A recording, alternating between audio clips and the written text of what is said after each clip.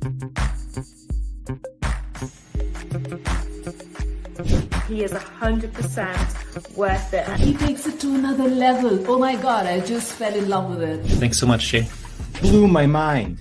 And it worked. I wanted to buy my thing. Jay is, I would say, the Yoda of sales calls, man. Just talking to Jay, he was so good at just taking what it is, seeing the opportunity and the value and the real reason we were making it. Talk to Jay because he got it. He can definitely help you out. Talk to Jay. You're going to get a lot. You're going to gain a lot. I would absolutely recommend him for any position that you have. Jay's definitely the guy. Give him the chance, give him the opportunity. You won't regret it. He's good at what he does, so I highly recommend him, and I would book him before he is fully booked out.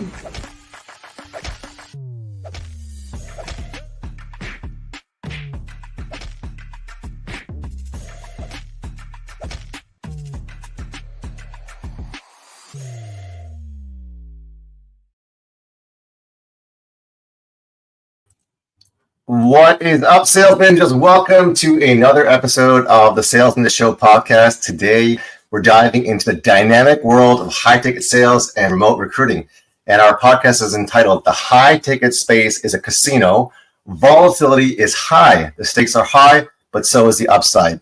Today, our guest has navigated a remarkable journey from a digital marketing student, exploring new avenues to leading roles in prominent recruiting agencies, and finally, establishing his own thriving business. Starting with the spark of innovation, our guest has ventured into helping network marketers expand their reach using cutting-edge paid strategies. After experimenting with various campaigns, joining notable recruiting pipelines, he honed his expertise in the high-ticket sales and recruitment. Over time, he collaborated with industry leaders, including the Welch brothers and Win at Sales, before taking the bold step to launch his own recruiting agency in March 2023, very recently. So there's some early challenges, which we'll be sharing today, and a partnership transition. He has persevered and now operates as a successful solopreneur. Our guest today is none other than Zach Brown, the visionary behind Sales Pipeline Pros. Zach is renowned for his exceptional skills in remote and high-ticket sales recruitment, offering unparalleled expertise for businesses and agencies looking to scale their sales teams. So if you're seeking the best solutions for remote sales hiring, you're in the right place. So stay tuned as we delve into Zach's insights, experiences, and sales strategies that have shaped his journey and continue to make a significant impact in the world of sales recruitment.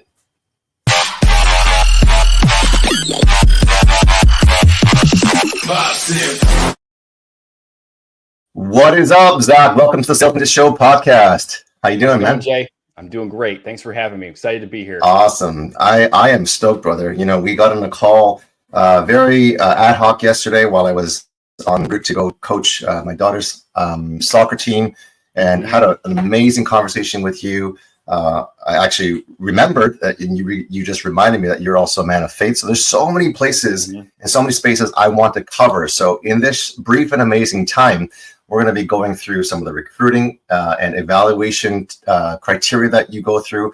I think your model for recruiting is very different from what I'm used to and what I've been a part of as a high-ticket closer, and also being a part of some sales agencies. So I'm really curious to uncover some of those secrets. And what's actually the most interesting for me, that may be interesting for our audience here, is the depth of your honesty, your transparency, and your simplicity. So we want to unravel some of those secrets as well. So why don't we start from the beginning?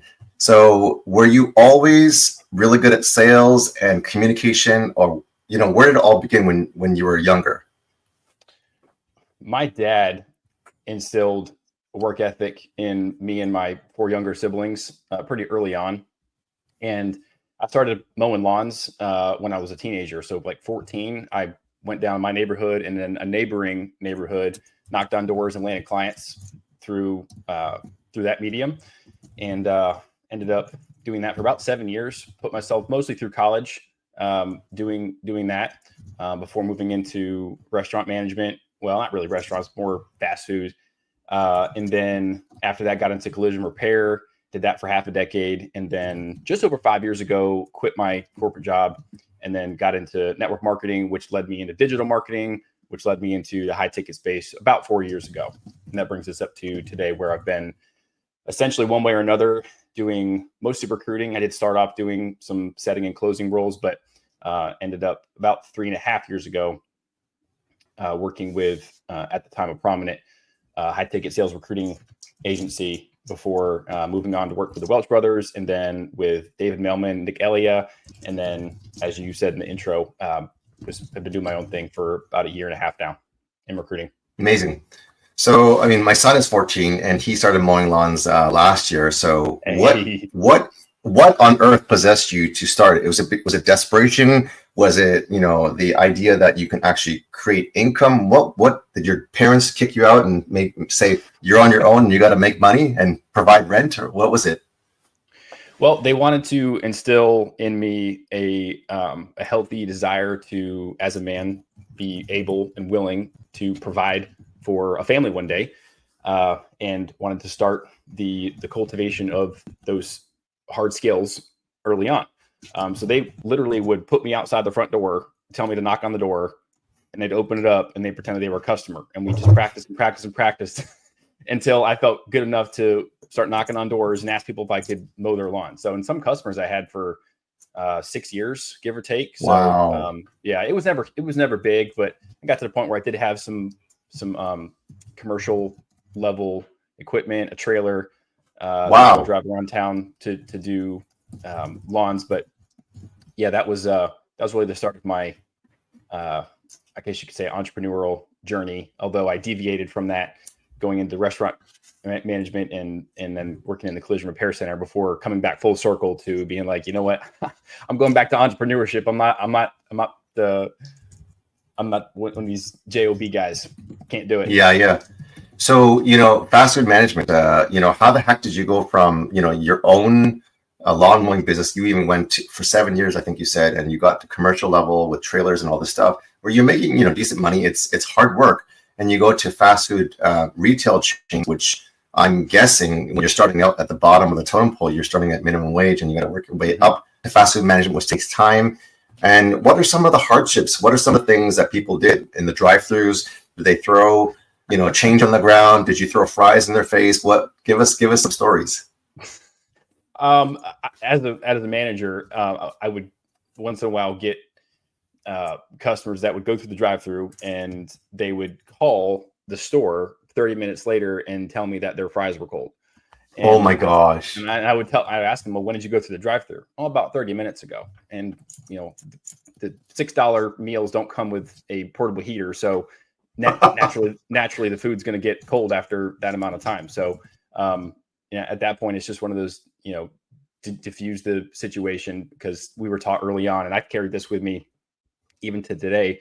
They would hound into us that one bad experience, that customer is likely to go tell 7 people, versus a good experience, that person is likely to go tell only about 1 person. So it's a 7x likelihood that the results were going to be negative, and a higher negative impact if a person had a bad experience. So we did it at all costs, obviously trying to be fair and reasonable, and not to the detriment of the company. But there's margin there for incidents like that where people are just trying to game the system. So what is some of the most valuable lessons you had as a fast food manager, with some of the, maybe one person in particular that was the most difficult, whether they were late all the time or making excuses, or coming halfway through their shift? What was the thing that you learned the most, and what was the story behind it?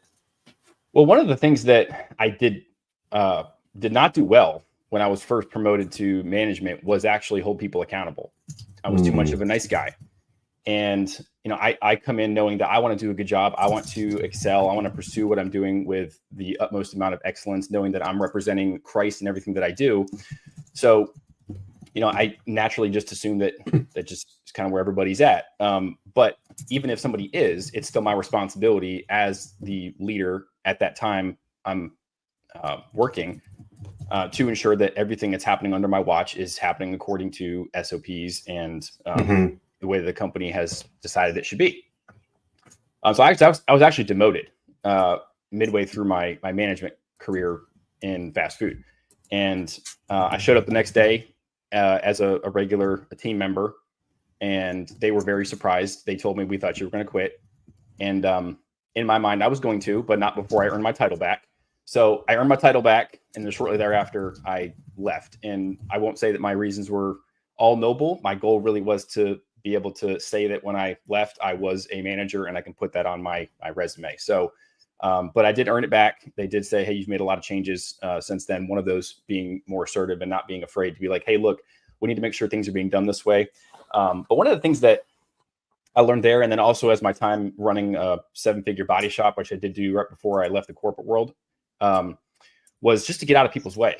Like one thing that I really don't care for, with at least in my experience and what it seems to be a lot of other people's experience, is that there seems to be this overall sentiment around management that the managers are required to be needed 24/7. And if they're not, something's wrong. I actually think that's backwards. I think the more a manager is needed, the less of a good manager they are.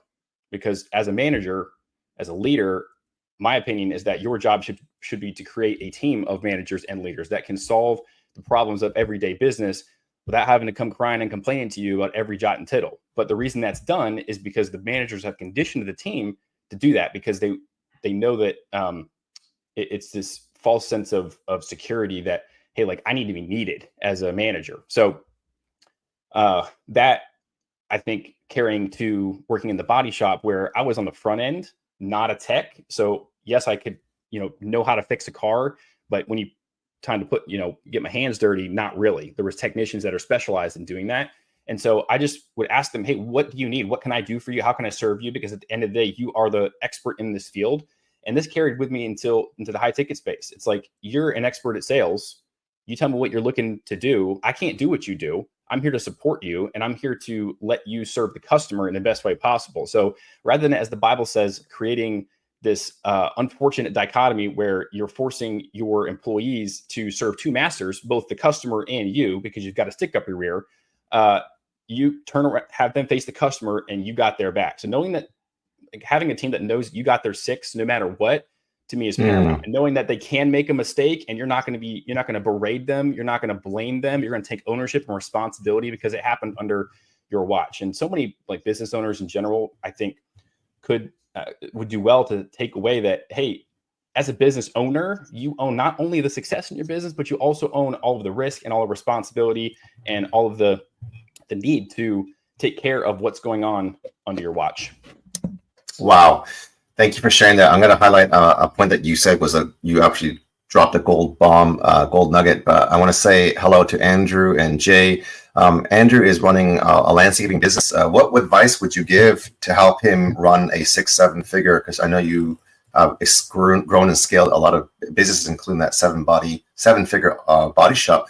What would you recommend to Andrew to help grow and scale his business to 6 or 7 figures, multi 6-7 figures? Well, I haven't grown my own business to that size. So in that regard, I wouldn't be able to tell you how to get from, the 6 to 7 figure mark per se. And when I was running my own lawn care company, it was just me. So I was a solopreneur then. I didn't have like a bunch of people working for me.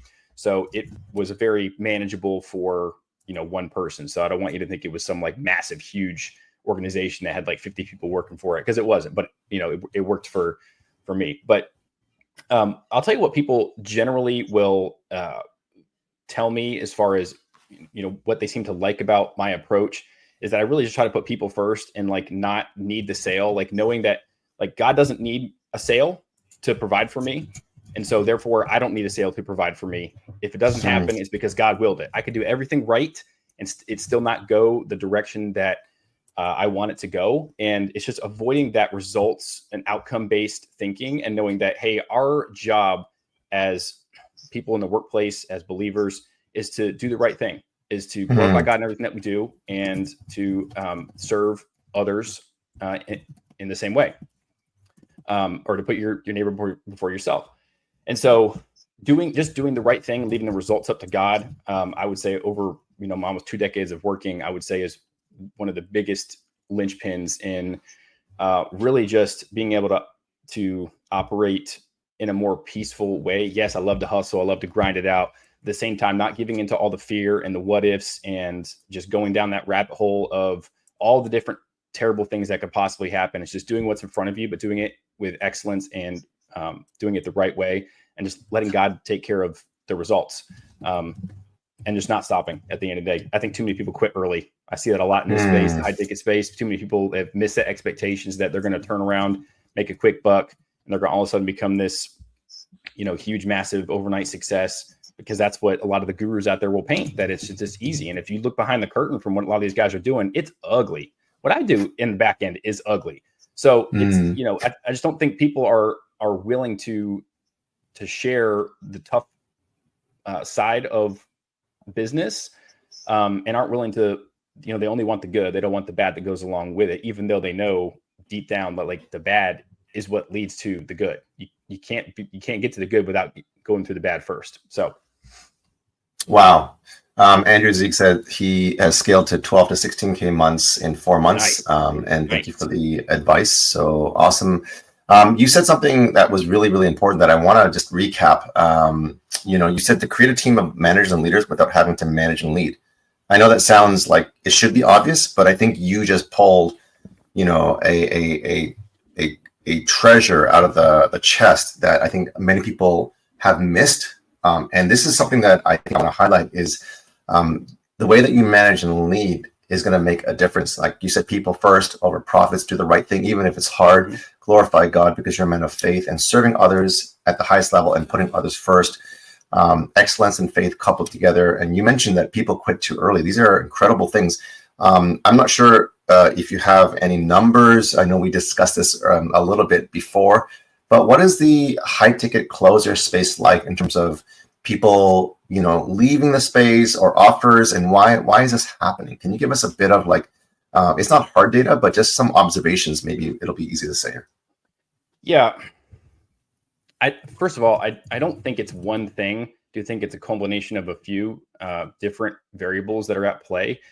What comes to mind first is I don't think the majority of people have a good reason to come here or to make a big change. Like I know for me, one of the driving forces, if not the biggest driving force in my wife and I's decision for me to quit my job, was so that I could be more present with my children, which I didn't have at the time. My kids are 3 and 1, and I quit 5 years ago. So that was my big why, if you will. And I know we kind of throw this around a lot, that people like, oh, you got to have a why. But as cheeky and overplayed as it may be, I really do think there's a lot of truth behind it. And that's because when things are hard, because they inevitably will be, and you will have multiple, if not an astronomically high amount of times throughout a career like this in high ticket sales, as volatile as it is, where you want to give up and quit. I've had a bunch, and I've had a bunch of times where it's like, okay, Lord, what am I doing here? Like, is this really what I need to be doing? Do I need to go back to the body shop world? Like,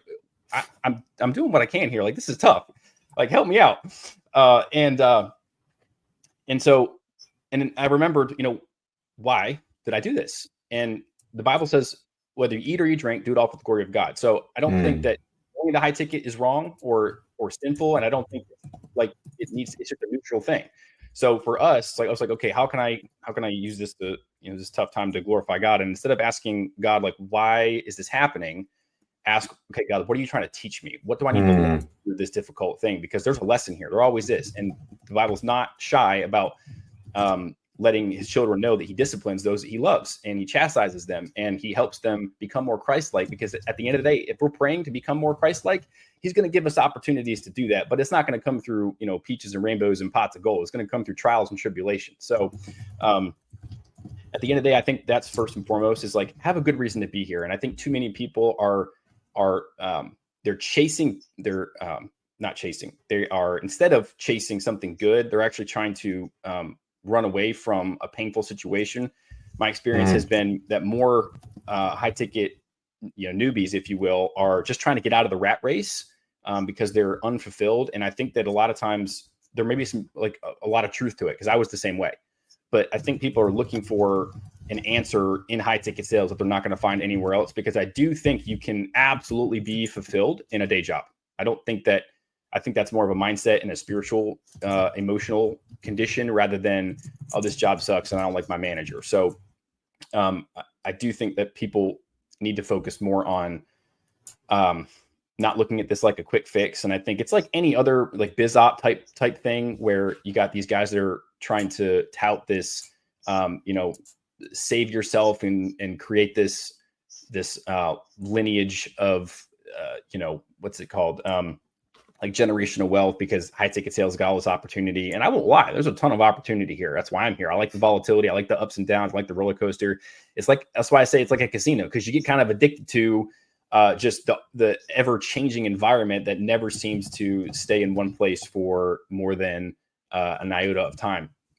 I'll pause there, because I think that's probably, if I could pick one big thing, it's just really being clear on why you're here, and not doing it because you're just trying to get away from something, instead of actually having a good, positive, reinforcing reason to be here. So I think people just need to focus more on understanding their why behind it. Right. And one thing that you mentioned earlier was, instead of asking why is this happening to me, these situations, pain, circumstances, abuse, even in trauma, for those of you who are watching and listening, whether it's live or to the replay, a lot of us could be shaking our fists at people, at our spouses, at our children, and blaming business partners, and even God. But Zach made a really good point and said, not only rephrase and change your question, ask God, God, what are you trying to teach me? Instead of, why is this happening to me? It's that victim mentality, and change that vantage point and saying, you know what, God, you are the one that is teaching me life lessons, and I get to do it with you. I never heard the word peaches, rainbows, and pots of gold in one sentence before. That is a great podcast title, something like that. The Peaches, Rainbows, and Pots of Gold podcast. There you go, off the cuff. Did you get that from now I guess you have an 8 and a 6-year-old? A 3 and a 1-year-old, yeah. So I probably okay. I think you said 5 years ago. Okay, so yeah. What's the greatest lesson you've learned in terms of having 2 young kids that are under the age of 5? They're not 3 and 1. They're one's maybe walking, the other one's a toddler. What have you learned in parenting, and how has it helped you in sales and recruiting? Oh man, so without a shadow of a doubt, top of the list is going to be patience and long suffering. Recognizing that these 2 little humans that you brought into the world, they literally cannot fend for themselves, and taking that care and concern for someone who is in the best way I can say it, incapacitated, like they're just unable to take care of themselves, and bridging that over into taking care of people who are looking to purchase something from you in the business world. So and it's allowed me to zoom out a little bit and look at the buyer journey a little bit differently, knowing that most of the time people just need time with you before they're ready to do business with you. And I think, especially in high ticket, it's all like, all right, cold lead to a webinar that's 30 minutes, book a call, and we're gonna close you on the spot here. It's like a 1-call close. And if you don't do a 1-call close, like, you suck as a closer. Which in my experience, like, I think it takes a lot longer than that to get somebody to really be like just confrontational. And there's so much objection handling training in this space. Like, that's the only way to close a deal, is to bully somebody through their objections. And it's like, I don't deal with any of that. I don't even ask for a sale. People just are like, yeah, let's go. So I just think there's this narrative that a lot of the bigger influencers that have gone before some of us newer guys have created.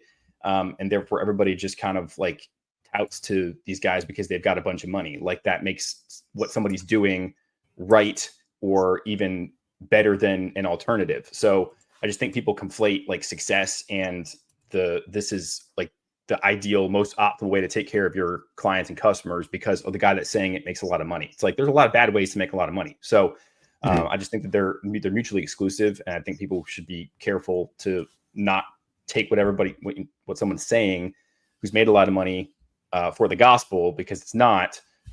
They just got good at selling what they're saying. So maybe let's take a moment to pause, because I think you just said something that most people don't understand. You just said, there's 2 different ways. One's a cold webinar to book a call to close a sale, and people are saying, if you can do a 1-call close and all this stuff, like, man, this bro marketing.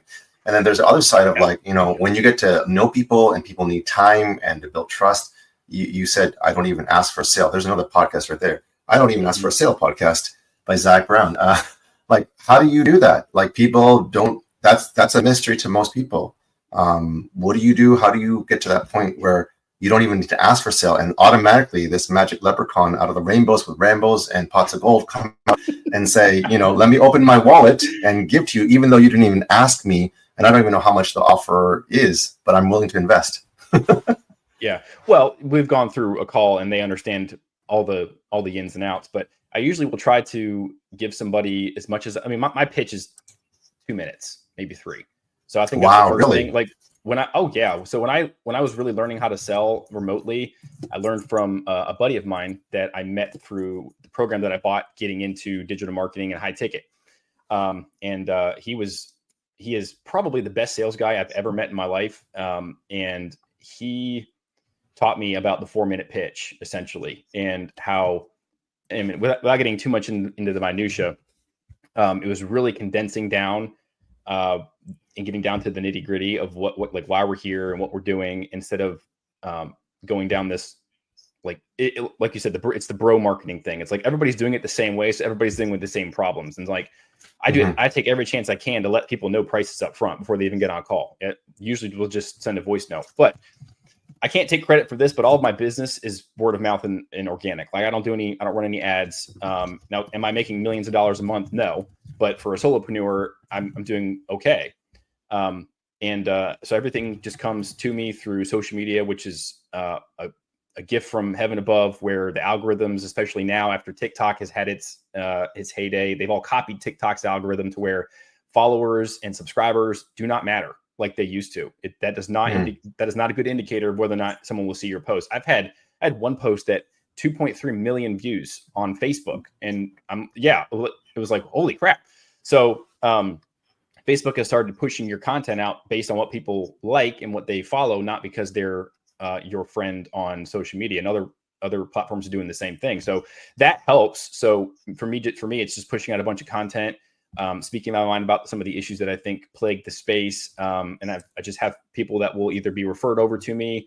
I do offer also with sales reps referral commissions as well, because that's where the majority of my network is in the closer community. So let people, and they're all working with other companies. So it's like, hey, if you find you're working with a company and they want to hire somebody and your network are tapped out, shoot them over to me. If we do a deal, I'll send you some money. So, if I make money, I like to let other people make money. So there's some other variables that are involved that help me avoid having to, strong arm somebody into closing a deal.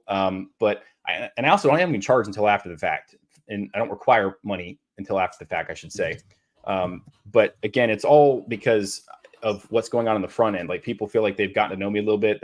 I'm very transparent about what I believe and what I think on my page. And so if someone doesn't resonate with that, it's like, all right, well, forget this guy. But people that really like what I'm about, that helps warm them up to where I'm at. And plus, with the fact that most of my businesses is like organic and referral, that right there also helps me not have to strong arm people. So I think people, and even when I was selling and closing, setting and closing for a crypto offer a couple years back, I did really well on that for the short period of time that I was there. But I was managing a Facebook group. So the algorithm was dumping people into the group, but the marketer was me, a marketer, a client success guy, and the owner, the founder. So there's only 4 of us, but he was very diligent about putting out these great pieces of content, very bite-sized, very manageable. And I was the sales guy. And so I would take what he would do every day, and every couple days I would send out those quick bite-sized marketing pieces that would just educate and keep people nurtured, not asking, hey, you ready to get on a phone call? You ready to get on a phone call? Like, forget that. That's garbage. I would just keep providing value until people either told me, hey, I'm not interested anymore. Like, take me off the list, or, hey, let's hop on a call, or like, I'm ready to buy. So transparent everything on the front end, and let them decide when they're ready, rather than the salesperson deciding when that person's ready. I've even heard salespeople say that customers don't know how to manage their money. Salespeople know how to manage their money better. And I think that's ludicrous. So give people, trust people enough to do what's in their own best interest, which people are generally pretty good at for the most part. Just get out of people's way, and just help them by being patient. And that's where it circles all the way back around to my kids. Is like, that's really helped me on the sales side of things, just recognizing, like, watching somebody, a little toddler sit up, stand up, sit down, stand up, sit down, fall over repeatedly for months and months and months and months and months before they finally get it. It's like, okay, people just need time to get to know you, to get to know the thing, wrap their heads around it, get enough practice. And the last thing I'll say is along the same lines is you can leverage time to your advantage. It's an asset. And I think too many salespeople are too, and founders are too concerned with right this second, when it's like you can absolutely leverage time to your advantage to help you close that deal much more effortlessly down the road. Like, would you rather fight for the sale now, or would you rather have the lay down in 3 months? Like, you pick. So I think that's one of the biggest lessons I've learned from having some children. Steven Solo says, great tips, guys. Andrew is saying bringing value is absolute fire. Rajiv Day says people hate changes even if they say they want to change. So it's a common thing. You mentioned the 4-minute sales pitch, and giving prices up front. That's a very different approach. There's a workshop webinar in there that I can see if you had the bandwidth to monetize. My next question, as we come to a close, because I want to respect your time, and we'll have to do a part 2 because this is so much fire, is secrets to monetizing a community. A lot of people have communities, or they don't know. There's kind of 2 kinds of people. Like, they have communities, but they don't know how to monetize it well. And then there's people who may not have much of a community and they don't know how to start one. What are some of the secret sales tips that you could give to monetizing a community? I know you gave some away from running a Facebook group and then giving some quick bite-sized nurturing value. I'm not sure if that was in emails. I'm not sure if that was in DMs. I'm not sure if that was a PDF or a video training. What would you say to that? Well, with that offer that I was setting and closing for, I was utilizing some Facebook DM plugins. And so every couple of days I would send out, like, I would finish my workday and all the manual DMs, and then I would set this thing to run, and it would send 200-300 DMs every couple of days. Oh, wow. People. Yeah. So it's pretty cool. And that's how I stayed followed up with that many people. And there was even one guy that it was like 90 days worth of followed up. I think it was 15, 16 touch points before he finally decided, hey, he's like, hey, let's rock and roll. Let's do it. So, but again, never asking for a call, never asking for someone to, like, hey, you're ready to get started. Just being like, hey, here's some cool info. Thought you might like it. It'll take you 60 seconds to read it. I really like doing that because it really helps the salesperson feel like, the prospect feel like, okay, this is going to take me X amount of time to read. It's a closed loop. It's not like a gotcha where it's like, oh, you opened it up. Now I want you to, do this, do that. So when it comes to communities, paid communities, I did do one. We had about 50, 60 people in it. It was a $47 subscription for people that were really trying to break into the space, were just struggling. And with my recruiting side, and also my partner at the time had a corporate recruiting background, and had also been in the space for a good bit and had done a really good job with helping people onboard into this space correctly, kind of giving them the training and all the good stuff that the sales training leaves out. It's all the extracurricular things that make up surviving the high ticket space, interview prep and selling yourself, not just selling somebody else's product, that type of thing. And we ran that for, I may have the timing wrong, but 5-6 months. And what I noticed is sort of what you're asking here, is that there was not a lot of engagement. And what we realized is, at least for the specific offer that we were running, is once they got the job, once people were like, okay, now I'm making money, they wanted to cancel. So the issue for us was actually having a reason for people to come back that transcended the job. But at that point, people are so busy to try to focus on making sure they not only got the role, but can now keep it. So we kind of understood that. So we ended up kind of fizzling out of it. And so I wouldn't say I've had the best success with growing and monetizing a group, but I will say this: what I have noticed quite a bit and have also experienced quite a bit is a lack of being able to properly manage money. And I think that some of what you're asking, maybe even a large portion of it, is rooted in one's inability to do this, because everybody's like, okay, I want the money. How do I get the money? Instead of asking, okay, I don't care when the money comes because I don't need it to come today. And I think that kind of feeds into a lot of what we talked about here, is like everyone needs the PIF today because they got to pay their bills. That's not you not landing a deal problem. That's you not having money for a rainy day problem. Knowing the space that you're in. And this is why it's the casinos, because you never know when you're going to get kicked in the head. when your offer is going to tank, or when the leads are going to dry up, or where the founders are going to split, or there's going to be some sort of problem that's going to cause you to have to go find another offer. And like when I quit my job, I was making like close to 6 figures, and I went to making none. It was a big mistake. But I had a little bit of runway. I was like, oh, I got this. I got like 6-8 months worth of runway. Totally got this. Totally did not have it, which, the learning curve is often longer than we think it's going to be. So I think recognizing like, hey, why are you doing this? Are you just doing it to make money? Or are you actually doing it because you have a skill that you can help bend that learning curve for somebody else and help them skip a few steps or avoid a few mistakes? Like, figure out what your skills are, what your God-given talents and gifts are, and provide those to the marketplace, say what you're going to do, and then do what you say you're going to do. And I think at the end of the day, I think people need to focus more on, because the space is the way it is, I don't think it should have to be this way. I think people need to just spread out their time horizon for when they need to make a buck. Figure out how to save money for a rainy day and survive just one more day. That's all you have to do, because all the people that can't, they capitulate and they leave because they have to go back to their job where it's consistent money. So in an inconsistent industry, you have to do things a little bit differently. You have to spend money like you're not making a sale tomorrow, not the other way around, which is what I did when I first got into this space. It's like, oh, I'm totally going to make it. I got 3 calls tomorrow. I'm probably going to get one of these guys. I'm going to be good. I can swipe this credit card today. No, big mistake. So that's what I'd say. Amazing. Something that you said at the very end of this tale thing was, say what you're going to do and do what you're going to say. And that's what really sparked the observation that I had when we had our little chit chat yesterday on the ride to coaching soccer, was your faith, your character, integrity. Out of all the things that you've accomplished and the journey that you've been, has been most impressive to me. That really stands out, and I believe sets you apart from the rest of these sales recruiters, sales agencies, chief revenue officers, et cetera, et cetera.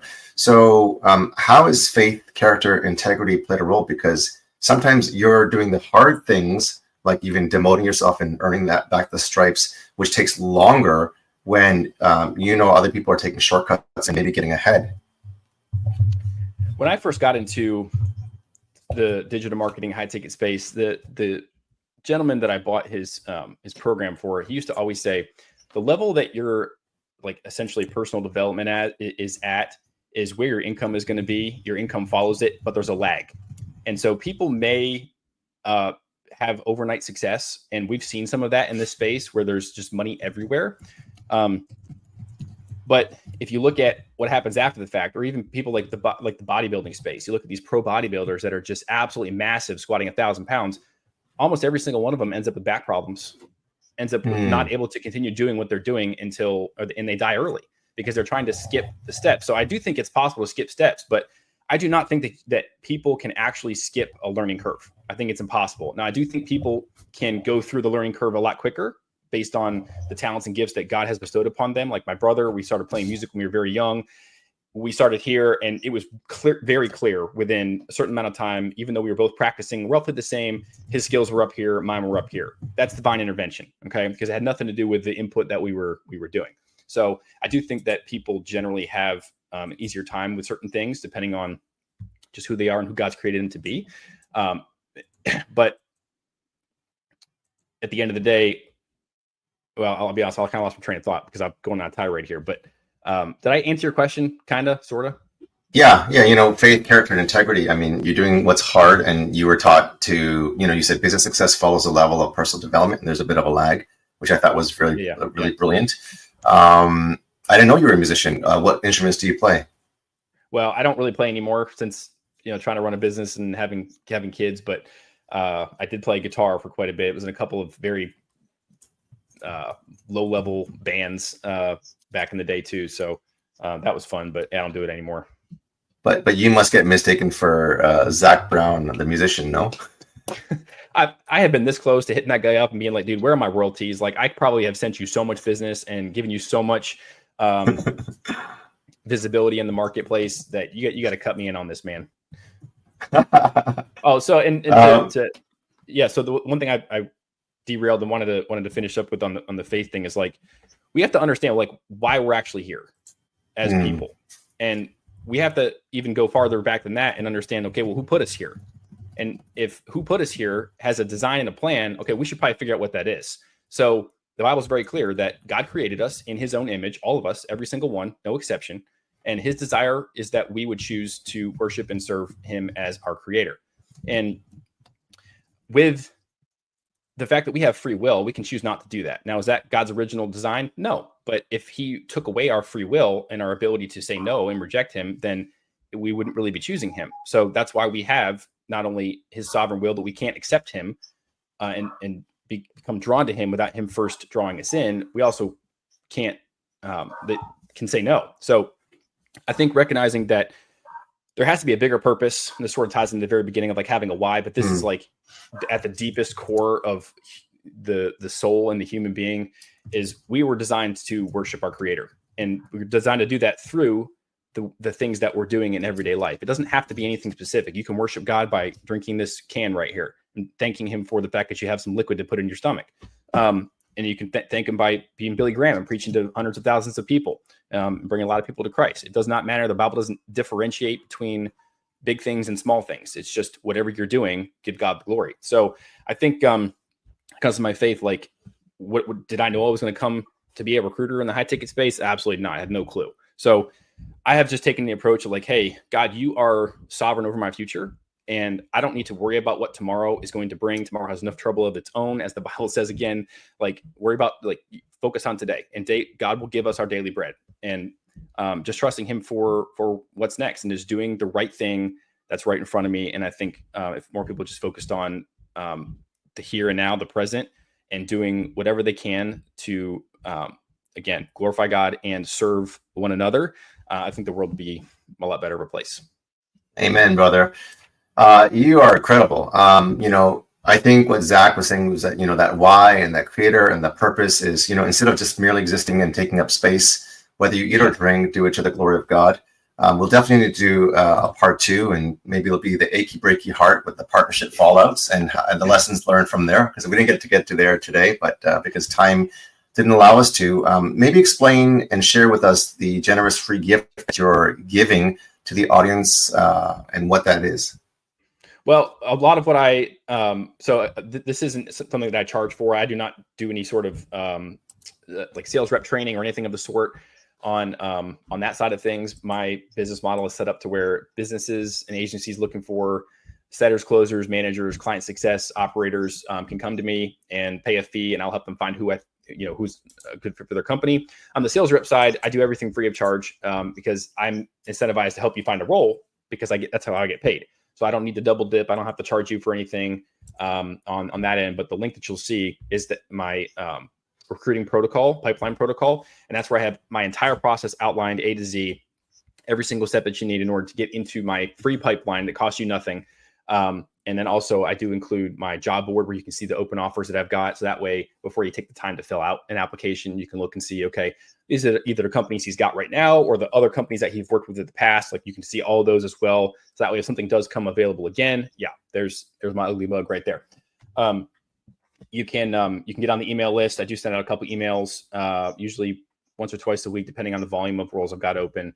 But yeah, that's how I help you as a sales rep, a setter, closer, manager, client success operator, land gigs in the high ticket space without charging you for a placement fee. Wow.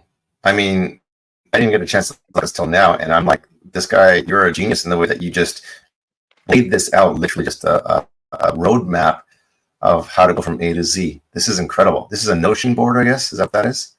Yeah, I'm a big fan of Notion, if you can't tell. Yeah. That's incredible. I love it. I love what you're doing. I love who you are. Definitely need to go on a podcast part 2 on partnership breakups and the lessons learned, and obviously a lot more than that. I think that you do stand out from the rest, from your honesty, your transparency. You don't inflate things. You don't exaggerate things. That's refreshing to me. And I really want to honor you and just appreciate you for the space that you hold in this industry, because a lot of it is not that. A lot of it is inflation, exaggeration, and even downright lies.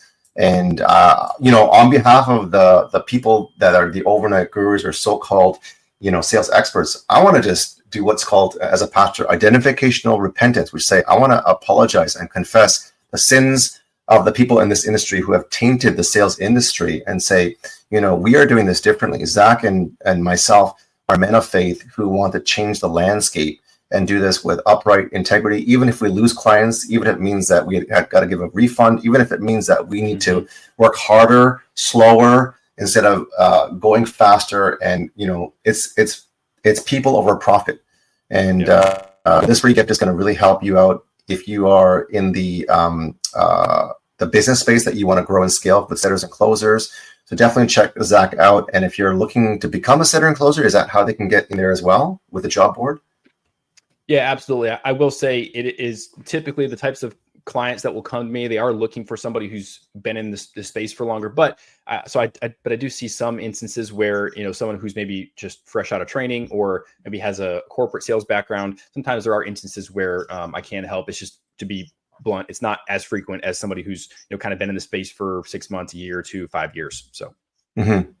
Amazing. So shout out to Mohammed Hasnath. He said, "Preach, believe in God." Man, you were on fire. So thank you for your passion, your boldness, and the simplicity and clarity of your messages, both in the business and in the faith. And thank you so much for your time today, Zach. It's been a pleasure. And any last words for those people who are ready to quit? I mean, you mentioned earlier that there were many times where, whether you was a manager or whether you were demoted, you didn't want to maybe show up, but you decided not to. Anyone who's listening out there, what would you say to them? I sort of alluded to this earlier, but I think that a lot of people think there's a secret sauce, and there's not. There really is not. Like, at the end of the day, like, I look at what I do, I look at what other people do, and it's like, okay, well, and the Bible says nothing new under the sun, and all is vanity. So there's not like this magical thing that you're missing. Okay, there really isn't. It's so tempting to think that, because that allows us to take the responsibility off of ourselves and be like, oh, I just don't know the thing that's actually going to get me to where I want to go. It literally is as simple as just showing up. And if you continue to show up every single day, figure out how to be there longer than the other guy, you will start seeing these opportunities just show up. And that's how it's been for me. It's like, I really struggled like a lot when I was first in this space, because I was learning. And I think that people would benefit really a lot from just recognizing that, like, sucking is good. Like, it's good. If it's really hard, keep going, because that's where you're going to find the success. And again, this is an info product based space. So it's what you learn. It's what people learn that people coming after want to know, so they can make the journey less painful along the way. So everything that you learn, the more struggles and trials and tribulations you have, guess what? The better you're going to be able to help the next person, which is why they're coming into space to begin with, because they want to learn something. This is an e-learning industry. So it's what you know and what you have experienced and what you can communicate and share and help somebody along with. That's really where the magic is, if you want to use that term. So just recognize, like, this is a marathon. I don't care what anybody tells you about how quickly you can make it happen. It's a marathon, not a sprint. Can you make it happen in 60, 90 days? Yeah, absolutely. It does happen. But the majority of people that do not have just whatever the thing is, the right time, right place, to make it in a very short amount of time, like me, you got to let time have its full effect. And remember, enjoy the journey, not the result, because you're never going to hit the result. This world has nothing of finality to offer you. There's always, it's like, how much money is enough? Just one more dollar. Okay. So at the end of the day, enjoy what you're doing, not what the thing is going to ideally, hopefully bring you, because that's fleeting. And once you get there, you can be like, all right, well, what's next? Enjoy conquering the problems of today, because the problems of today are always going to be here. Amen, brother. Well, that wraps up our Sales Ninja Show podcast with Zach Brown. Thank you guys so much for tuning in. Subscribe to the podcast. If you guys want to invite to the Sales Psychology Masterclass that runs weekly Thursdays at 10 a.m. Eastern Standard Time, just type in Masterclass in the comments, and we'll give you a complimentary guest pass to help you to sell more, to give more. And again, Zach, we need to do a part 2. And thank you so much for your time today, brother. Thanks, okay, Jay. Take care, everyone. Pleasure to be here.